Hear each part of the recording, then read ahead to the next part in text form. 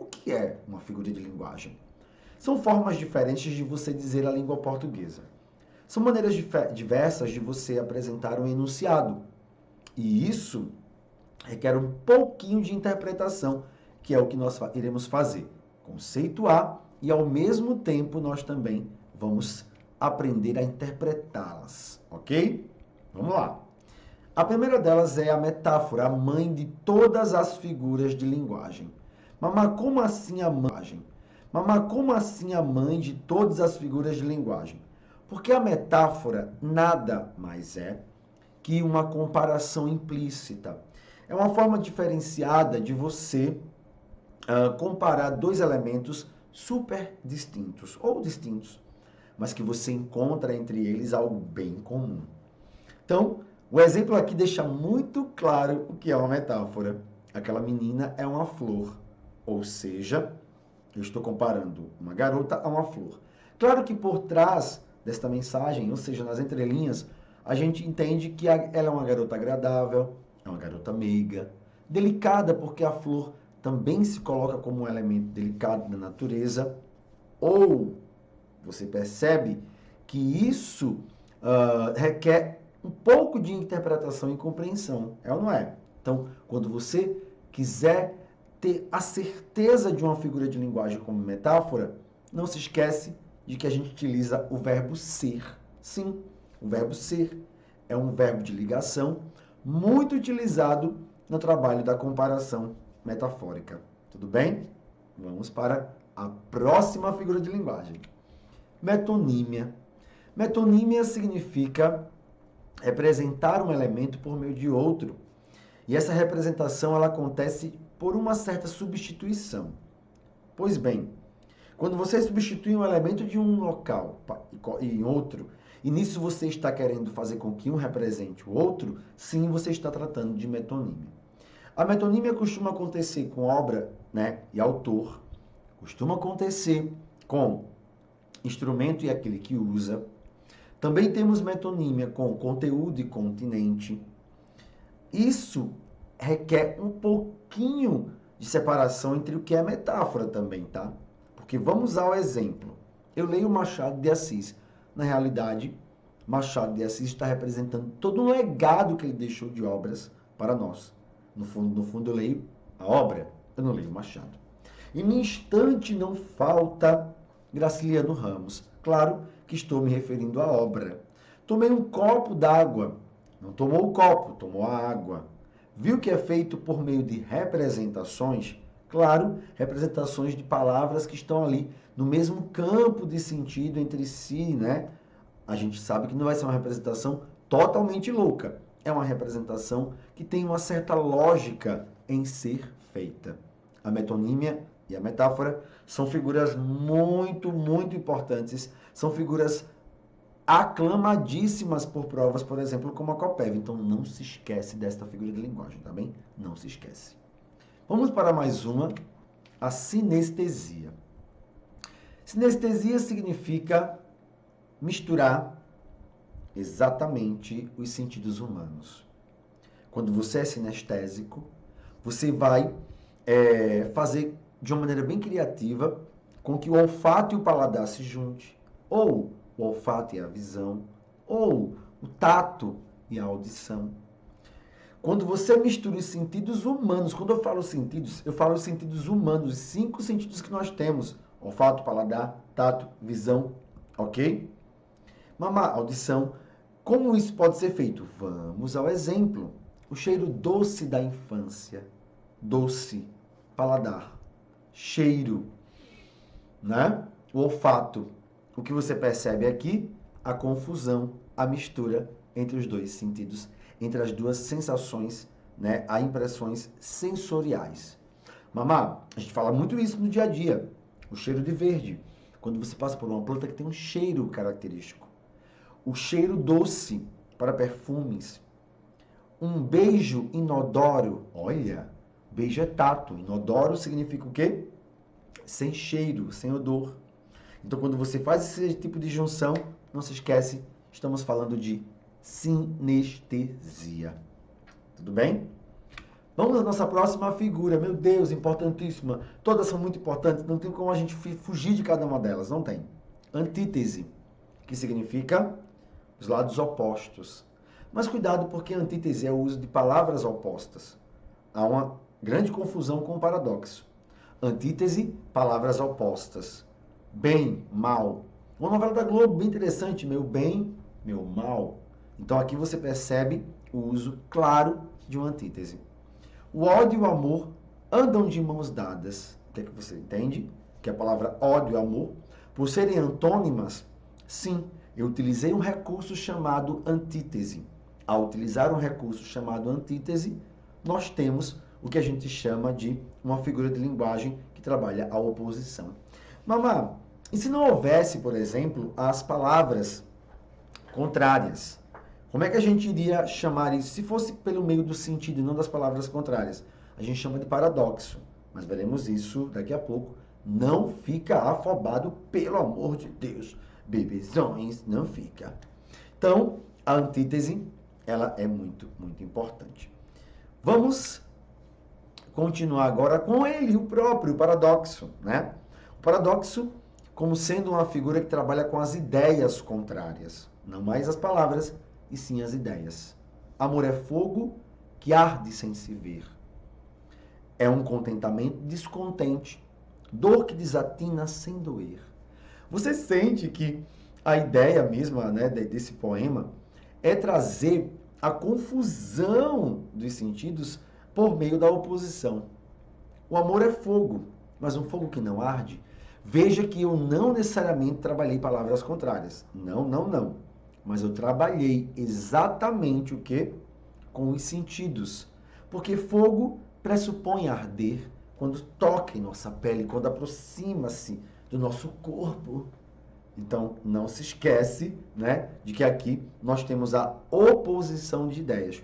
De que lá na antítese nós temos o uso de palavras antônimas. Camões, né, em um soneto muito importante, muito interessante.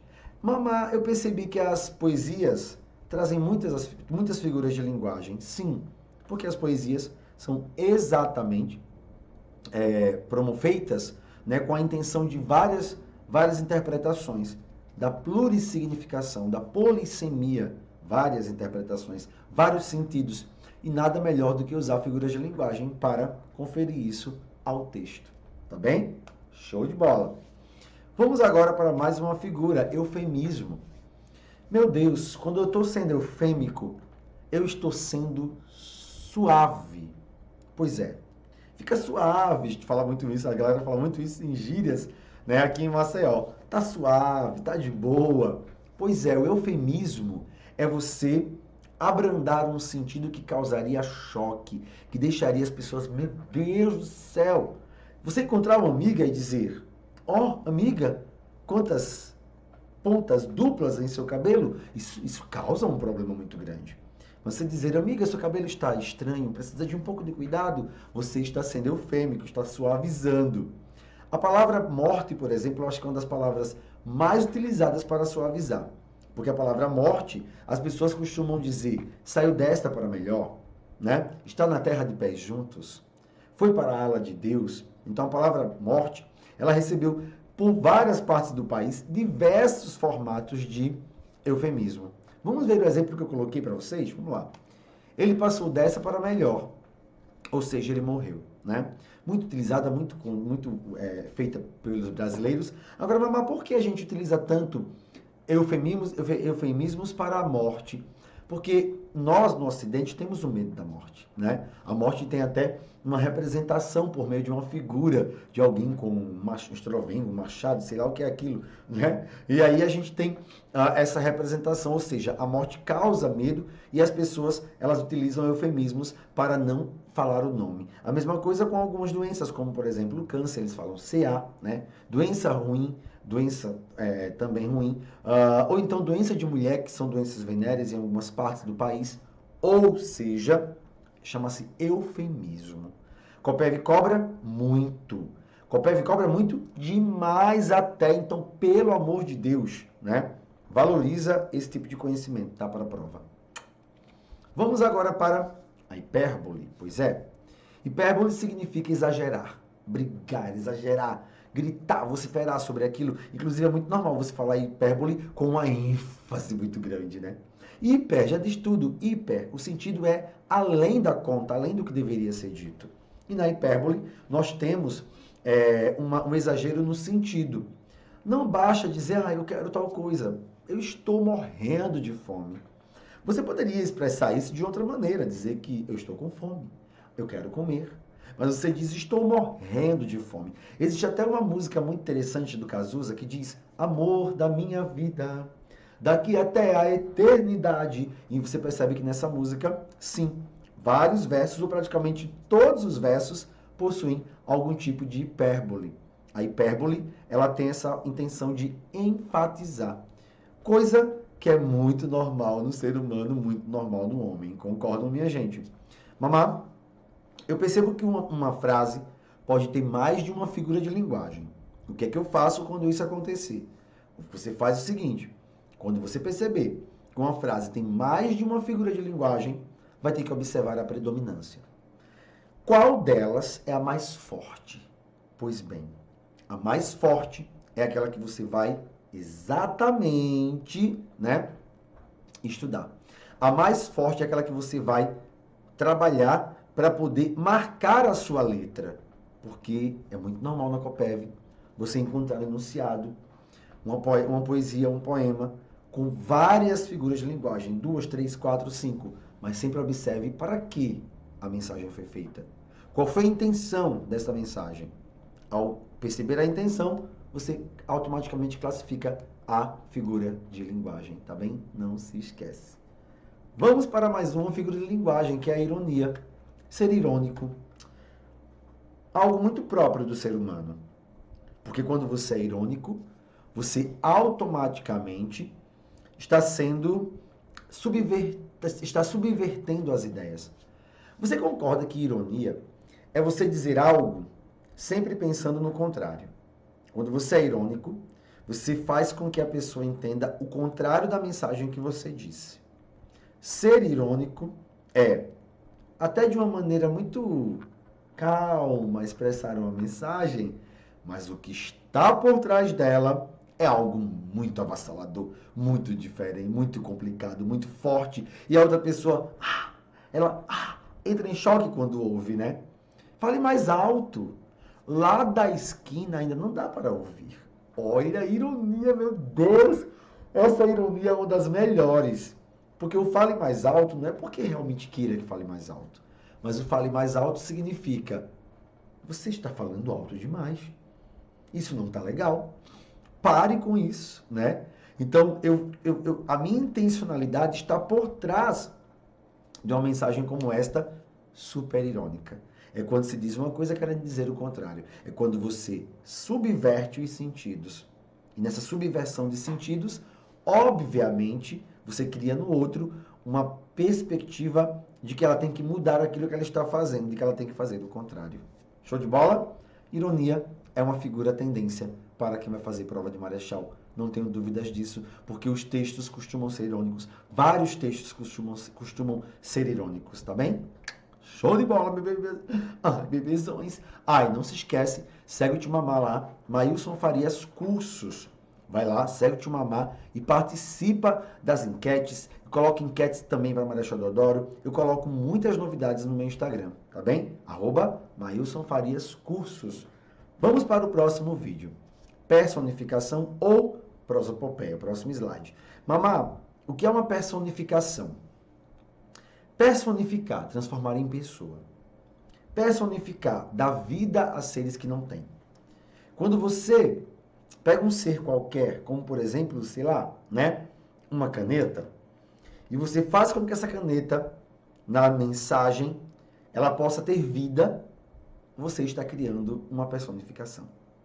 Ela é muito legal em textos infantis, por exemplo, em fábulas em que os personagens são animais, que falam, que se movimentam, que pensam, que refletem. Sim, a personificação, o outro nome é prosopopeia, ela é muito interessante para as histórias e os contos. O planeta pede socorro. Nossa, que linda esta metáfora, esta personificação. Porque também traz um pouco de metáfora junto, né? Ou seja, o planeta e outra, a metáfora pode estar em muitas figuras, tá, minha gente? Eu sei que a gente não, muitas vezes não sabe disso, mas a metáfora ela pode estar em várias figuras. Só que o que predomina aqui ainda é a personificação, foi dizer que o planeta está passando por diversos problemas, né? E o pedir socorro para uma pessoa é quando ela está em apuros, pedir socorro para o planeta é quando ele está o quê? Ele está sofrendo agressão do homem. Veja que a personificação ajudou muito a gente até criar uma crítica social, né, em torno dessa mensagem, tá bem? Show de bola. A próxima figura de linguagem é o pleonasmo. Pois é, pleonasmo é uma redundância. É você dizer uma coisa objetivando outra. Pleonasmo seria você ter uma vontade de, deixa-me ver, de repetir uma ideia. Claro que tudo isso para quê, minha gente? Para dar ênfase. Já percebeu que dar ênfase é uma coisa muito normal nesses assuntos? Sim, percebeu, né? Dar ênfase. É quando se usa várias palavras com o mesmo sentido em uma frase só, com a ideia de repetir. Entrei dentro de casa, entrar dentro, sair para fora, pular, subir para cima, descer para baixo. Veja que são todas figuras de linguagem. Figuras estas que precisam, né? Figura esta que precisa ser observada que muitas vezes ela é viciosa.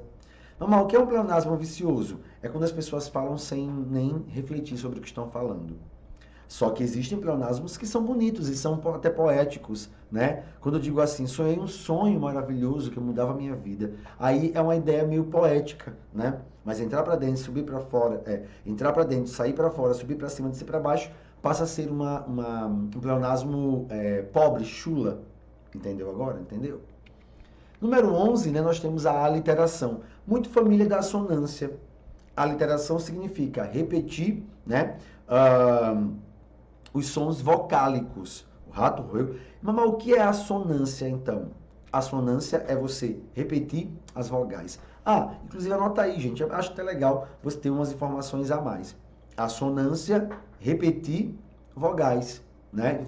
Minha mente agora é uma grande figura de linguagem, mas como eu disse a você, há 30 figuras, não há condição de vocês ter que estudar todas, mas ter uma noção sobre as principais. A aliteração é a repetição de consoante. A assonância é a repetição de vogais. O mulato nato do litoral. Mulato nato. Aê, aê, e, o. Quando você repete vogais, está criando assonância. Quando você repete consoantes, você está criando aliteração.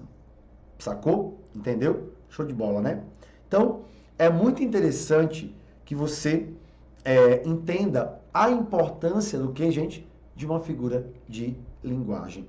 As figuras de linguagem são muito aclamadas, principalmente por textos que são poéticos, não esquece, figuras de linguagem fazem parte de textos poéticos, fazem parte de textos emotivos e até podem fazer parte de textos apelativos. De novo, textos poéticos, textos emotivos e textos apelativos.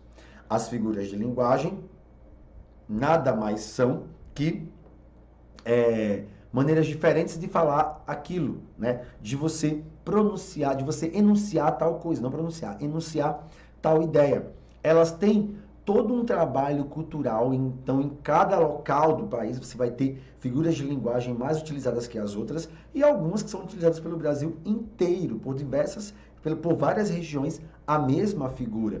Mas eu quero que você entenda é que as figuras de linguagem conferem um sentido conotativo. Mas o que é um sentido conotativo? É um sentido figurado, é um sentido literário. Figuras de linguagem, de novo lembrando, textos apelativos, emotivos e textos poéticos, principalmente. Trazem vários significados e podem, em uma mensagem só, haver mais de uma figura de linguagem. Logo, você tem a obrigação de observar a predominância. E a outra coisa bem interessante das figuras de linguagem é que você precisa de quê? Você precisa de muita interpretação para conseguir entendê-las, tá bem? Então, queridos, eu espero que vocês tenham entendido bem o que é uma figura de linguagem. Lembrando que na Coppev você vai encontrar em diversos textos, porque Coppev adora trazer o que, gente? Adora trazer textos literários. Você vai ver